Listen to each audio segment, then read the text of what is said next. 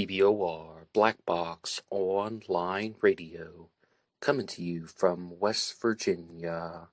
BlackBoxNid88 on Instagram for the bonus podcast. And welcome to BBOR, the home of true crime talk radio and your premier destination for unsolved mysteries, criminal psychology, and exploring the dark side of cyberspace. My name is Ned DeHaan, and I am your host, as well as the creator of AstroPsych 400 here on YouTube, and regular contributor to the Zodiac Killer channel. And a great way to support these shows is just by listening to some more content. But you can also go over to Amazon.com and have a look at the book Killer on a White Horse, written by me, Ned DeHaan. It is a novel, murder mystery, inspired by the Zodiac Manson connection, but it is indeed fictional. However, who doesn't love a good mystery? And there is always the TeeSpring page. Feel free to check out some of the merchandise. And remember, being weird is not a crime. Let the show begin. Okay, hello everybody. Today is Wednesday, and on Wednesdays this year I've been doing a regular segment about the Phantom Killer, an unidentified serial killer mystery from the town of Texarkana that took place in 1946. Texarkana is a border town on the Texas-Arkansas border, hence the name. One half is in Texas and one half is in Arkansas. And the Phantom Killer mystery is one that really took that part of the country by storm, and it is very similar to the Zodiac Killer murders that took place in the 1960s. However, this was roughly 23 years before that. The Phantom Killer first began by attacking Jimmy Hollis and Mary Jean LeRae in February of 1946. Then, in March of that same year, the Phantom Killer attacked Richard Griffin and Polly Ann Moore, and those two crimes were the subject of the most recent episodes here on the Phantom Killer Saga. But today I would like to discuss perhaps the Phantom Killer's most famous attack, and that is on Betty Jo Booker and Paul Martin. And I think for the most part, Betty Jo Booker becomes the most famous victim in the Phantom Killer case, and I'll share some of the reasons why later on. But firstly, there appear to be a lot of differences between the way that the Phantom Killer seems to be operating in the attack on Jimmy Hollis and Mary Jean LeRae on February 22nd of 1946. The Phantom Killer sexually assaulted Mary Jean LeRae, and the Phantom Killer did not murder anyone. He doesn't get that name until the Griffin and Moore murders, which happened more than a month later. I mean, it's February 22nd of 1946. The next crime took place on March 24th of 1946, so that's, I mean, we could say that it's a month and 2 days, but it's more than a month after that crime took place. February has 28 days, so it's depending on how you want to count it.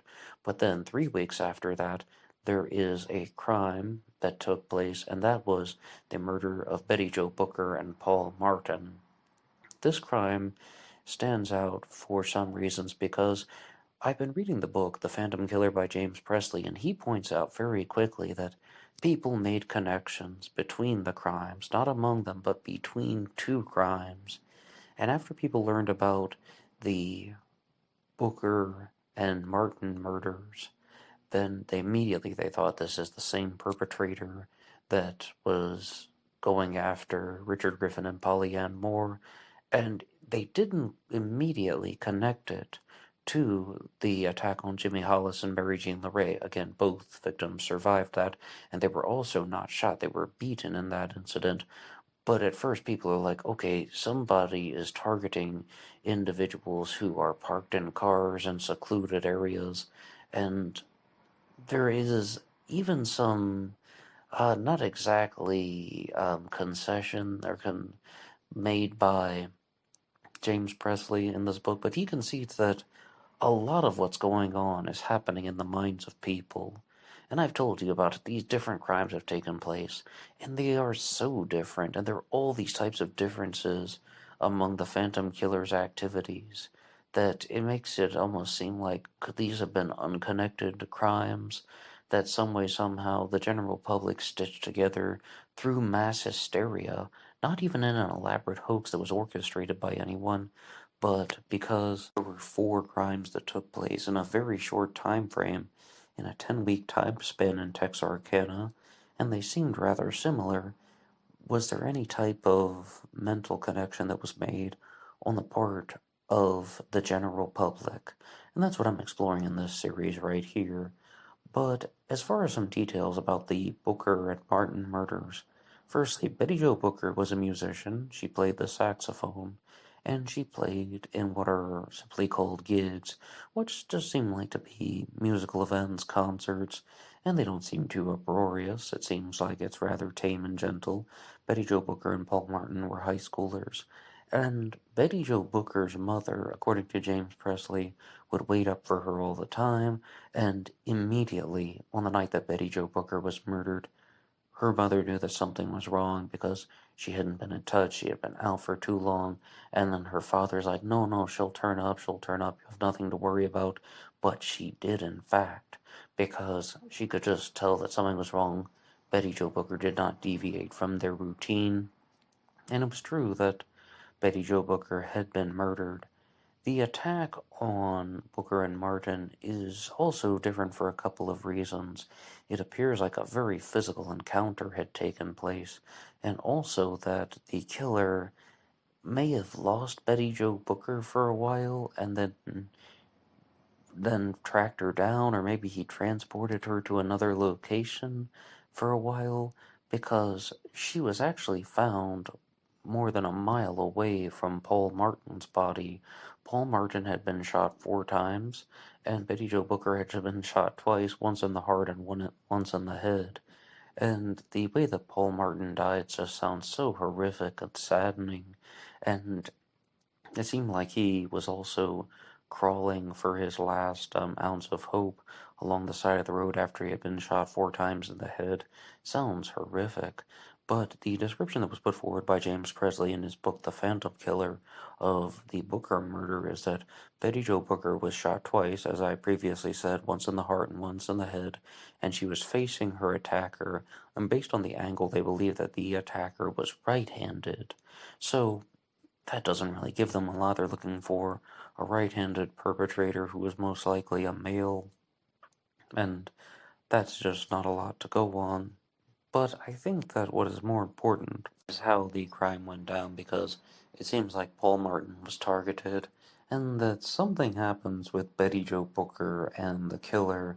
Either he's able to transport her to some other location for some unknown reason, or she got away with him from him and was able to make a run for it. But 2 miles though, like you can walk 2 miles in 40 minutes, and she's more than a mile from Paul Martin's body, so that's somewhat of a reasonable time frame. That also just seems like absolute terror, being stalked by somebody, and as they're trying to just get away from this person who's trying to kill them. Sounds like a real life horror movie. And on that particular note, if you ever decide to read the book The Phantom Killer by James Presley, there are lots of people who want to challenge it. There are lots of people who want to lay claim to a stronger historical narrative. But I have to confess, it is very engaging and it's flowing like a novel. So I'm definitely caught up in that. And even though I've talked about the Phantom Killer a lot on this channel, I want to know what he's going to say, and I want to know what's going to happen next. And not only the story, but his analysis of it. And I'm learning all these different pieces that he is sharing about, as I said, Betty Jo Booker's mother, as well as the way that the police were investigating this, but also some things that I've talked about in the past. One reason why Betty Jo Booker's death is more famous is because she was a musician, she was a saxophonist, and she left a concert with Paul Martin, and the saxophone should have been in the car, but it was not. It was taken from the car, and it was thrown over a fence on the right side of the road. And this would be very important later on because the prime suspect in the case is named Yule Swinney. And some people think that he made an indirect confession to this. He confessed to being a car thief, but then somebody said, well, he said that you've got me for a lot more than stealing cars, and there are all sorts of pieces of circumstantial evidence that tie Yule Swinney to the Phantom Killer mystery. However, I am absolutely not convinced at all that he was the Phantom Killer. I mean, it's possible, anything is possible, but one point that is discussed all across the internet is Yule Swinney's wife was named Peggy Swinney. They had only been married for a very short amount of time, and it sounds like they had somewhat of a rocky marriage, being that Yule was a criminal, and that she was the one who revealed some information that only the killer or the police should have known, and that was that Betty Jo Booker's saxophone was taken and thrown over a fence on the right side of the road. But according to the researchers Jeremy Kennington and John Tennyson, she could have learned that from other people. She was interrogated 4 times by 12 different police officers, and she had her attorney who should have had access to that information, and she could have provided information to the police that they already knew, or she may have learned it in interrogation 1 and then shared it in interrogation 2, 3, or 4, so it makes it look like she knew something that she shouldn't have, but in reality, nothing was out of touch. And also, there's some other evidence that suggests that Yule Swinney was the Phantom Killer, and that is that Peggy Swinney said she was rather close to one of the crime scenes, and there was an unaccounted footprint that had seemed to have come from a woman's heel that was found nearby that seemed consistent with Peggy Swinney's testimony. As I said, I wouldn't be shocked if Yule Swinney was the Phantom Killer. I'm just not convinced, and it's an unsolved mystery for that particular reason. However, I am much more curious about the way that the Phantom Killer operated, because with the first attack, that just seems like some bizarre, sadistic ritual taking place. Somebody's wearing a pillowcase on his head, and he's talking to the victims. He's having some conversation, and he just beats them. He told Jimmy Hollis to drop his pants. Then in the second crime, there is the Phantom Killer going after Richard Griffin and Polly Ann Moore, and their bodies are both found in the car. But in the third crime, with Betty Jo Booker and Paul Martin, they're 2 miles apart.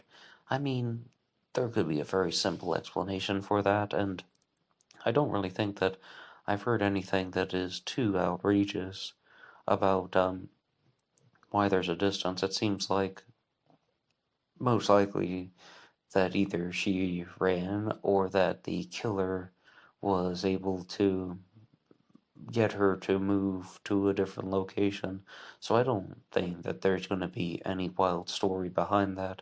What I think that we should do is also look at the fact that people tend to jump to conclusions very quickly in these mysteries. And a lot of people have stated that Betty Jo Booker and Paul Martin were at a lover's lane, and they're rather close to a place that seems to have been frequented by other couples in this mystery, Jimmy Hollis and Mary Jean LaRae, and they aren't so far from Spring Lake Park, which has become the most central location in the Phantom Killer case. However, in one account that I saw on a YouTube video, I don't even remember which one or else I'd cite the source, but they said that Betty Jo Booker and Paul Martin were not romantically involved. They were just there on a friendly encounter, and we have to think about that a lot compared to some of the other crimes that took place later on in the 1960s, the Zodiac Killer mystery, that just because 2 people are sitting in a car together, it doesn't mean that they are doing anything that is exactly consistent with romantic behavior, or they're not down for what Jared Kobeck would call heavy petting. And yes, that's not the most, well, humane way of putting it, but that's what Kobeck put in his book, about Motor Spirit, the negative vibes of the 1960s. And I can totally comprehend how Paul Martin and Betty Jo Booker were not doing anything that was intended to be romantic, because not a lot of people knew about a connection between them. And according to James Presley, some people were just simply shocked that Betty Jo Booker was with this guy Paul Martin when she was murdered, because they had no idea who he was or that they knew each other. And I think it goes to show you that people don't always share every aspect of their lives. But at this time, I would like to add a certain degree of speculation.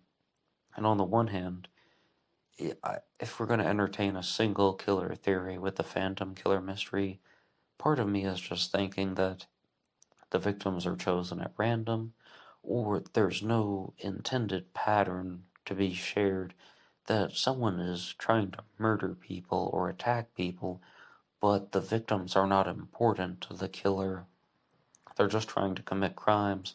And I was talking about how it is highly unlikely that the victims were specifically targeted in the previous attacks. Number one, Jimmy Hollis and Mary Jean LeRae were driving home, and they stopped at more or less an arbitrary place, or they just stopped because Jimmy Hollis wanted to look at the stars for a while, and the person would have had to have been trailing them all night to know that because they didn't plan to stop at that particular location.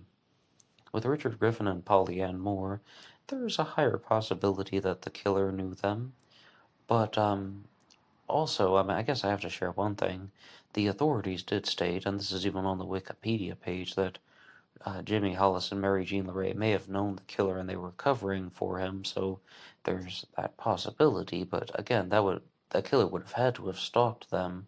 I mean, the Phantom Killer didn't murder them, but he would have had to have stalked them because he didn't know that they were going to stop at that unplanned location.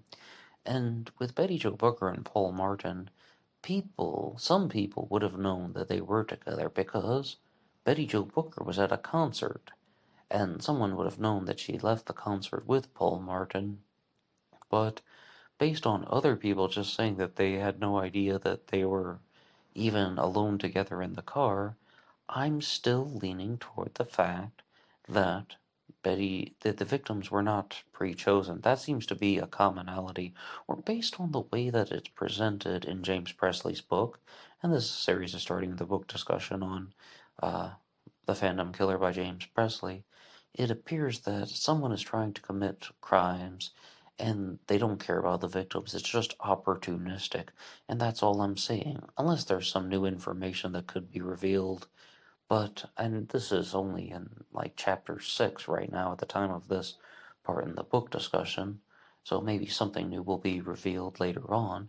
However, what I'm noticing is there's a certain amount of bloodlust coming from the killer. He's trying to shoot the victims in the Griffin Moore murders and the Booker Martin murders, but he's not necessarily trying to get some type of sexual gratification from close encounters in all of the crimes. Definitely in the attack on Mary Jean LeRae, she was sexually assaulted, but that's just a major inconsistency of the Phantom Killer. And what I think we're going to see very early on is that the same person attacked Griffin and Moore that attacked Betty Jo Booker and Paul Martin. And I don't think that's too outrageous.